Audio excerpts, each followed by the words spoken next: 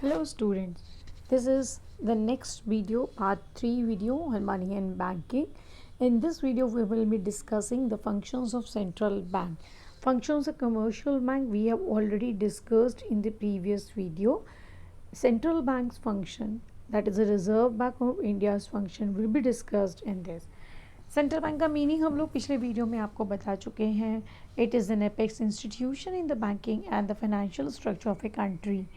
सर्वोच्च, सर्वश्रेष्ठ, सर्वपरि, एक ऐसी संस्था जो हर तरीके की वित्तीय संस्था को अपनी निगरानी में रखती है, वो है हमारे देश का central bank, that is the Reserve bank of India. हर देश में एक सेंट्रल बैंक होता है. हमारे देश के सेंट्रल बैंक का नाम रिज़र्व बैंक ऑफ इंडिया है. इसमें आप नीचे पिक्चर्स भी देख सकते हैं, दोनों पिक्चर्स आपको दी हुई हैं. एंड कमर्शियल बैंक और सेंट्रल बैंक का एक सबसे बड़ा जो डिफरेंस है वो ये है कि कमर्शियल बैंक एक देश में बहुत सारे हो सकते हैं, लेकिन सेंट्रल बैंक एक ही होता है. Okay, coming to the functions, जैसा कि हमने आपको पहले ही बताया था, it has 6 major functions. Issue of currency, banker, agent, advisor to the government, banker to the bank, lender to the last resort, clearing house and custodian of foreign exchange reserve. इन्हीं functions को आज हम detail में आपको बताने वाले हैं. पहला फंक्शन जो सेंट्रल बैंक का है, जो सबसे ज़्यादा इम्पॉर्टेंट फंक्शन होता है और शायद जिसके इर्द गिर्द ही हमारी लाइफ भी घूम रही है, even our life is also rotating around it, and that is money. Money money money, we get all this money from where? That we get it from the Reserve Bank of India. ये जो पैसा हमारे देश में चल रहा है, ये पैसा जिसकी बदौलत हम अपनी सारी ख्वाहिशें पूरी कर पा रहे हैं, ये पैसा छापने का काम एक ही संस्था करती है, और वो है Reserve bank of India. That is a central bank of our country. मैं बार बार सेंट्रल बैंक ना लेके इसको रिज़र्व बैंक ऑफ इंडिया के रेफरेंस में ही लूँगी. So it is better you also use this name so that you can relate it to your country. क्या आपने कभी सोचा है कि क्यों एक ही बैंक को ये काम दिया गया है? इतने सारे कमर्शियल बैंक्स हैं, सबको अगर ये काम दे दिया जाता तो क्या होता? जितने सारे कमर्शियल बैंक हैं, हर कमर्शियल बैंक अपने तरीके का पैसा छापता, अपनी मुताबिक छापता, according to the need they had. And शायद सिचुएशन ऐसी हो सकती थी that we people could have lost the trust in the currency that we are having. इसीलिए सरकार ने ये तय करा कि पैसा छापने का काम सिर्फ और सिर्फ एक ही बैंक को दिया जाएगा, और वो हर देश में यह काम उसका रिज़र्व बैंक, उसका सेंट्रल बैंक करता है, जो कि हमारे देश में रिज़र्व बैंक ऑफ इंडिया है. एक और चीज़ आपको यहाँ पर याद रखनी है, जो currency central bank of India यानी रिज़र्व बैंक ऑफ इंडिया छापता है, वो हाई पावर्ड मनी होता है. उसको बैंक मनी भी कहा जाता है. हाई पावर्ड मनी इसीलिए बिकॉज इसी पैसे से आगे और पैसा बनता है. क्या फ़ायदे होते हैं रिज़र्व बैंक के पैसा छापने के? पहले, यूनिफॉर्मिटी इन नोट सर्कुलेशन. जितना भी note all over the currency, all over the country हमारे सर्कुलेट कर रहा है, उसमें यूनिफॉर्मिटी बनी रहती है. सेम मनी होगा. आप चाहे यूपी में 200 का नोट चलाइए, चाहे आप गुजरात में चलाइए, चाहे आप जम्मू कश्मीर में चलाइए, you will get the same value and the same note, same currency everywhere and the same trust of the people. ये यूनिफॉर्मिटी जो बनी रहती है, ये सिर्फ इसलिए बनी हुई है कि ऑल ओवर द कंट्री, पूरे देश में ये पैसा छापने का काम रिज़र्व बैंक कर रहा है. Easy to control credit. अगर एक ही बैंक पैसा छाप रहा है, पैसा इशू कर रहा है, तो उसके लिए उसको कंट्रोल करना भी आसान हो जाता है. नोट्स का, करेंसी का इकोनॉमी में हद से ज़्यादा होना या हद से कम होना, दोनों ही सिचुएशन में हानिकारक हो सकता है. It can turn into a disaster in both the situation, even if the country goes into depression with the lack of the currency circulation, or if there is inflation when too much of money is there in circulation. दोनों ही situation में हमारे लिए मुश्किलें आ सकती हैं. इसीलिए इसको control करने का काम भी रिज़र्व बैंक ऑफ इंडिया ही करता है. Keeps public faith. लोगों का फेथ इसलिए बना हुआ है करेंसी में क्योंकि वो एक जैसा नोट है. एंड सिर्फ बात ये नहीं है कि वो एक जैसा नोट है, क्योंकि उसके छापने वाला भी एक ही संस्था है। एंड इससे बड़ी बात, जब रिज़र्व बैंक पैसा छापता है तो अपनी मनमर्जी से नहीं छाप देता है। आपने सोचा होगा कभी कि रिज़र्व बैंक को तो अधिकार है जब मन करे जितना मन करे पैसा छाप दे, लेकिन हमारे देश में मिनिमम रिज़र्व रिक्वायरमेंट सिस्टम चलता है, मिनिमम रिज़र्व सिस्टम। इस सिस्टम के अंतर्गत रिज़र्व बैंक को हमेशा अपने पास 200 करोड़ का रिज़र्व रखना होता है इन the form of gold and in the form of foreign exchange. जब ये वैल्यू रिज़र्व बैंक के पास रिज़र्व में रहती है, तभी ये नोट्स करेंसीज जो हैं वो छापी जाती हैं। आपने शायद देखा भी होगा, कोई भी नोट उठाइएगा 5 का, 10 का, 20 का, 200 का, any of the note, and उसको ध्यान से पढ़िएगा। उसके ऊपर लिखा होता है, द गवर्नर के सिग्नेचर होते हैं, एंड उसके ऊपर लिखा होता है that I promise to pay the bearer the sum of amount this. Governor क्यों प्रॉमिस पे कर रहा है कि वो इस नोट के होल्डर को उतनी करेंसी की वैल्यू देगा? क्योंकि गवर्नर ने ये इंश्योर करा है कि उसके against value may be in the form of gold और may be in the form of foreign currency जो है वो गवर्नमेंट रिजर्व में रखी हुई है। Okay, then we have there stabilize value of currency. This is again related to the inflation and deflation. अगर inflation और डिफ्लेशन में करेंसी सर्कुलेशन को कंट्रोल रखा जाता है तो हमारे मनी की वैल्यू भी स्टेबल रहती है। Next is the bank of issue. It is known as the bank of issue because it is the only bank that is issuing the notes in currency. One very important thing I would like to remind you here is Reserve Bank issues all the notes, all the currency except coins and 1 rupee note. Coins के minting का काम और 1 rupee note के issue का काम Ministry of Finance करती है, and इसलिए उसके ऊपर फाइनेंस मिनिस्टर के सिग्नेचर होते हैं, not the governor of the RBI। Remember this because ये बहुत फ्रीक्वेंटली क्वेश्चन में पूछा जाता है।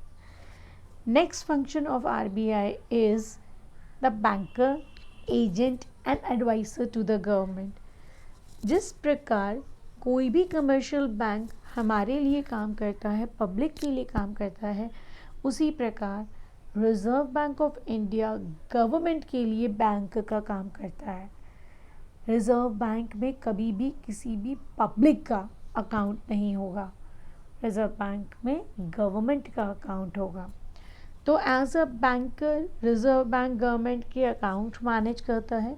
It manages government bank account, perform banking functions of government and gives short period loans also.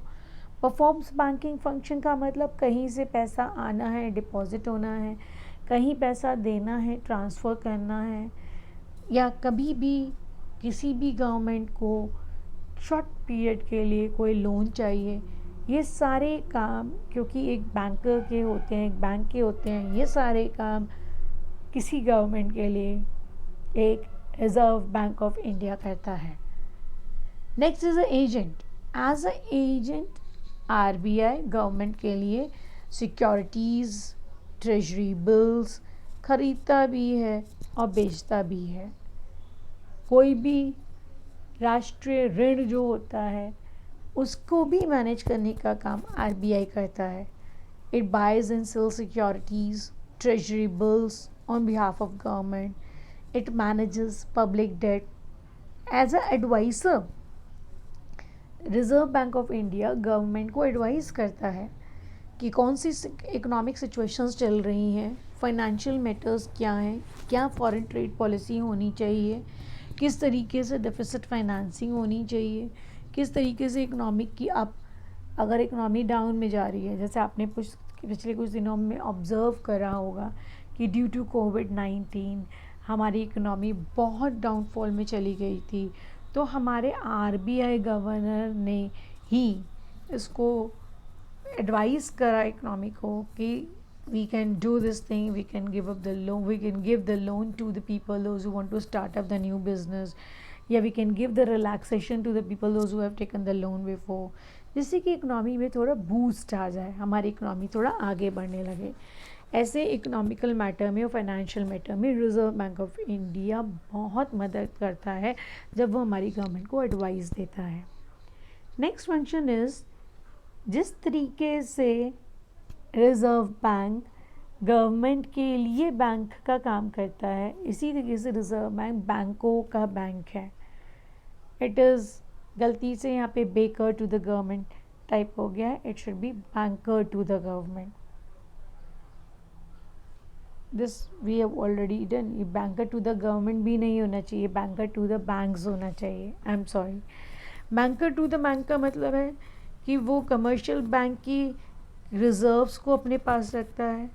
Cash reserve ratio हम लोगों ने पिछले वीडियो में जब क्रेडिट क्रिएशन करा था तब हम लोगों ने इसके बारे में पढ़ा था कि हर एक कमर्शियल बैंक को कुछ परसेंटेज ऑफ अपना पैसा जो है, कैश जो है, वो रिज़र्व रखना पड़ता है विद द आरबीआई।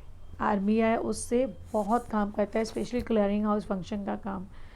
तो क्योंकि रिजर्व बैंक बैंकों का बैंक है, इसलिए कमर्शियल बैंक उनके पास ही पैसा रख पाते हैं।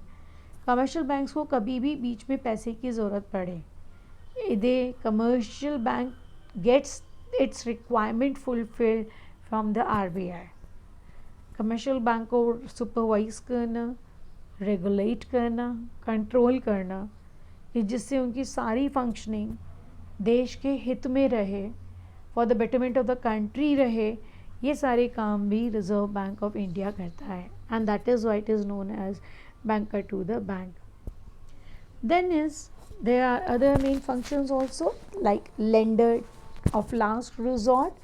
lender of last resort कहता है कि सेंट्रल बैंक यानी कि रिजर्व बैंक ऑफ इंडिया जो है वो बाकी सारे कमर्शियल बैंक के लिए एक सहारा है, चाहे आप इसे एक अंतिम सहारा ही बोल दें। किसी भी परिस्थिति में अगर कमर्शियल बैंक को कभी भी पैसे की रिक्वायरमेंट पड़ती है, होती है, और वो कहीं से उसको पूरा नहीं कर पाता, तो it becomes a responsibility of the reserve bank of India to meet out their requirement. It provides loans to commercial bank against the securities when they fail to meet the obligations of their customers from all its resources. Next function है clearing house. Clearing house function का मतलब है, आपको थोड़ा समझना पड़ेगा। आप एक बैंक का चेक होता है लेकिन आप उसको इन कैश करा लेते हो दूसरे बैंक से, या डिपॉजिट करा देते हो दूसरे बैंक से, तो ये एक बैंक दूसरे बैंक के लिए काम क्यों कर रहा है या किस वजह से कर पा रहा है? This is all possible because in सब के अकाउंट रिजर्व बैंक के पास हैं, इन सब के रिजर्व बैंक के पास रहते हैं। तो by the end of the day, शाम को अकाउंट क्लोज होने से पहले रिजर्व बैंक इन सब की इंटर डीलिंग्स जो है वो कर देता है अपने पास रखे हुए रिजर्व में से, एंड सारे अकाउंट्स क्लियर कर देता है। आपने एसबीआई के एटीएम लिया लेकिन पीएम के एटीएम से, पीएनबी के एटीएम से पैसा विड्रॉ कर लिया, तो ये रात को ये सारा क्लियरिंग का काम हो जाएगा, and this will be done by reserve bank of India. It settles the claim of various bank against each other by simply book transfer. Actually पैसा लेना देना नहीं पड़ता है, वो उधर ही बुक ट्रांसफ़र से सारा क्लियरिंग का काम कर देता है. Next is the foreign exchange reserves custodian. Every penny of the foreign exchange that is entering our country, हर एक लीगली हमारे देश में आने वाला फॉरेन एक्सचेंज, विदेशी मुद्रा, उसका पूरा ब्यौरा रिजर्व बैंक ऑफ इंडिया के पास रहता है. It is a custodian of the reserve also. जितना भी हमारे पास फॉरेन एक्सचेंज का रिजर्व है जो कि हमारे लिए इंटरनेशनल प्लेटफॉर्म पर बहुत ज़रूरी है, वो रिजर्व भी रिजर्व बैंक ऑफ इंडिया के पास रहता है. Next and the most important function is a quantitative method and qualitative methods of credit control. इसको कंट्रोलर ऑफ क्रेडिट भी बोला जाता है. कंट्रोलर ऑफ क्रेडिट का मतलब है जितना भी क्रेडिट क्रिएशन कमर्शियल बैंक कर रहा है उसको कंट्रोल करने का काम. कंट्रोल करने का काम का मतलब कि making it in synchronizing way with the type of the situation of the economy. अगर आपकी इकोनॉमी इन्फ्लेशन में है तो क्रेडिट क्रिएशन कम कराना, अगर आपकी इकोनॉमी डिफ्लेशन में है तो क्रेडिट क्रिएशन को बूस्टअप कराना, ये सारा काम रिजर्व बैंक ऑफ इंडिया करेगा कमर्शियल बैंक के थ्रू, एंड इसलिए एक सुपरवाइजरी एंड रेगुलेटरी फंक्शन की तरह वो इन पर अपनी नज़र रखता है और अपने पूरे हक से अपने क्वांटिटेटिव मेथड से क्वालिटेटिव मेथड से इनको कंट्रोल करता है। क्वांटिटेटिव मेथड में हमारे वो मेथड्स आ जाते हैं जो सिर्फ क्रेडिट कंट्रोल करेंगे, but they are not bothered कि वो किस स्ट्रीम में कम कर रहे हैं, ओवरऑल होता है, जैसे bank rate, repo rate, reverse repo rate, open market operation, legal reserve requirement, and qualitative में पर्टिकुलर स्ट्रीम ऑफ क्रेडिट में कंट्रोल किया जाता है, credit rationing, margin requirement, moral suasion. These are the kind of the other controller of credit function. This we will be continuing in the next video, क्योंकि ये बहुत important function है जो exam में आता है और पूछा आता है। इसके लिए हम एक नेक्स्ट वीडियो बनाएंगे, that will be the part 4 and the last video on money and banking topic. Thank you very much, and I really hope that this video will be helpful to you.